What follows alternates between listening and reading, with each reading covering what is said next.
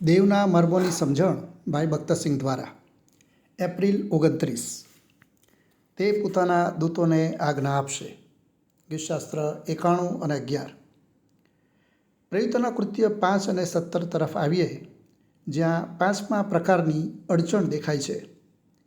તેમની ધમકી પૂર્ણ થઈ અને હવે તેઓ પ્રેરિતોને કેદખાનામાં નાખે છે. દેવ હંમેશા આપણું રક્ષણ કરવા અલૌકિક સાધનોનો ઉપયોગ કરતો નથી, પણ અહીં તેણે કર્યો. પ્રભુના દૂતે કેદખાનાના દરવાજા રાત્રે ખોલી નાખ્યા અને તેમને બહાર કાઢીને કહ્યું, જાઓ અને મંદિરમાં ઊભેલા લોકોને જીવનની એ સઘળી બાબતો કહી સંભળાવો. કલમ 19. હવે આગળના અધ્યાયમાં આપણે બડબડાટ રૂપી નવી અડચણ વિશે વિચાર કરીશું. જ્યારે પણ પ્રભુના કામમાં વૃદ્ધિ આવે છે, ત્યારે દરેક મંડળીમાં કચકચ અને બડબડાટ જોવા મળે છે. પણ પ્રેરિતોએ એ બાબતથી સંપૂર્ણપણે સભાન હતા કે તેમની પ્રાથમિકતા દેવના વચનની સેવા અને પ્રાર્થના છે, અને મેજની સેવાના સંદર્ભમાં કોઈ પણ સંજોગોમાં તે સેવા છોડી કે તજી દેવાય નહીં. હવે 7મી અડચણ તરફ આગળ વધીએ અને ખોટા આક્ષેપો રૂપી વિક્ષેપ પર વિચાર કરીએ. આ દેવનો ભક્ત સ્તેફન પવિત્ર આત્માથી ભરપૂર હતો.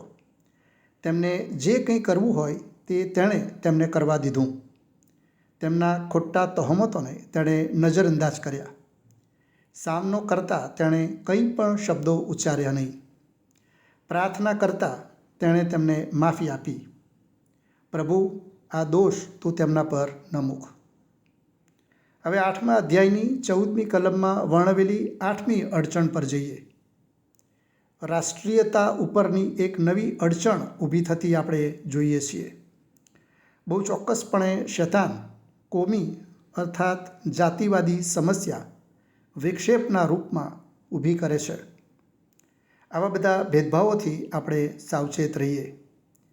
જાતિ વિષયક અભિમાનને આધીન ન થઈએ.